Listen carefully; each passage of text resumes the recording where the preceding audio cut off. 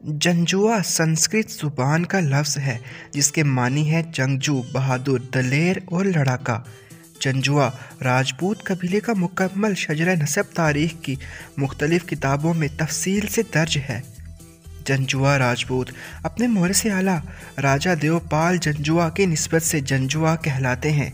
राजा देवपाल जंजुआ हिंदुस्तान की कदीम रियासत बसंतनापुर का आखिरी ताजदार थे। जंजुआ राजपूत का ताल्लुक राजपूतों के चंद्रबंसी कबीले से है। राजा देवपाल जंजुआ की 7वीं पुश्त से राजा श्री देवपाल जंजुआ नामी शख्स की 7वीं पुश्त से राजा श्रीपत देवपाल थे। राजा श्रीपत देवपाल के 2 बेटे थे, राजा मजपाल देवपाल और राजा मल देवपाल। बेटों की पैदाइश से कबल नजूमियों की पेशगोई थी कि राजा श्रीपत देवपाल के यहाँ एक बच्चा पैदा होगा जो बाद में मुसलमान हो जाएगा। राजा मजपाल देवपाल हिंदू मज़हब पर कायम रहा। इसकी औलाद कन्नौज, जोधपुर और कोट शवालक पर आबाद है।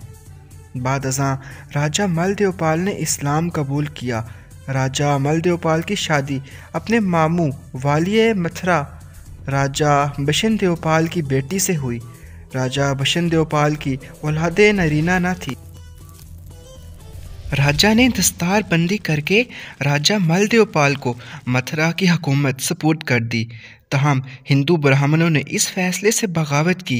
रद्द अमल राजा मल देवपाल को मथुरा की बादशाहत छोड़नी पड़ी।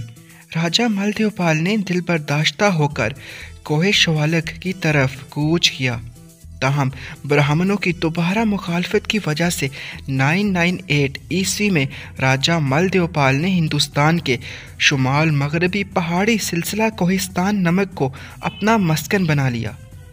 यहाँ इसने एक किला तामीर कराया और नाम मलोट रखा जो ताहाल मौजूद है। राजा मल देवपाल के यहाँ 5 बेटे पैदा हुए, राजा वीर, राजा जोबद, राजा कक्का, राजा तजनौली, राजा सुल्तान महमूद काला खान।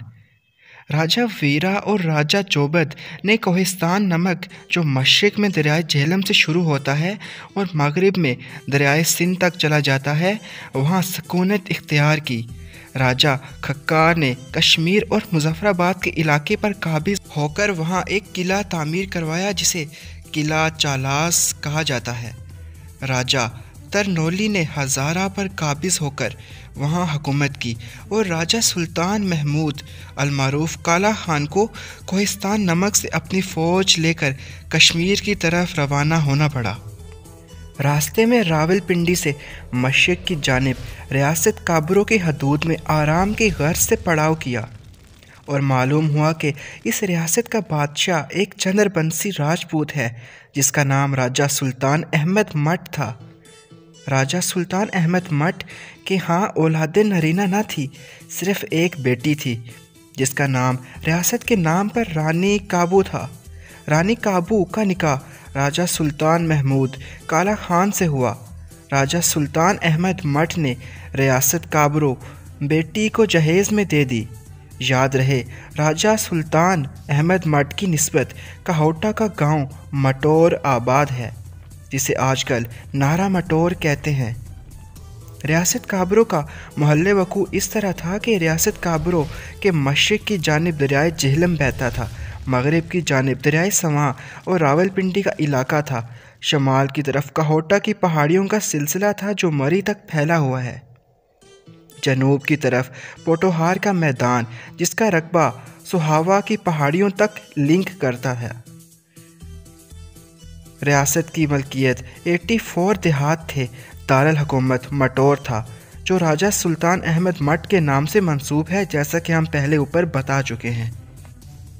रियासत काबरों का दारुल हुकूमत मटोर जगराफियाई एतबार से बुलंद जगह पर होने और चारों तरफ से पहाड़ों में घिरा होने की वजह से यहाँ किले की ज़रूरत महसूस नहीं की गई। चारों तरफ पहाड़ियों पर फ़ौज के लिए पोस्टें कायम थी। राजा सुल्तान महमूद काला खान के यहाँ 2 बेटे पैदा हुए, जिस राय और पत राय।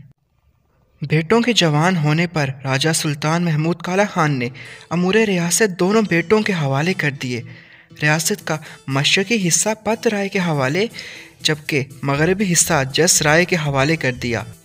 खुद याद खुदा में जंगल के अंदर ऊंची जगह बसेरा कर लिया।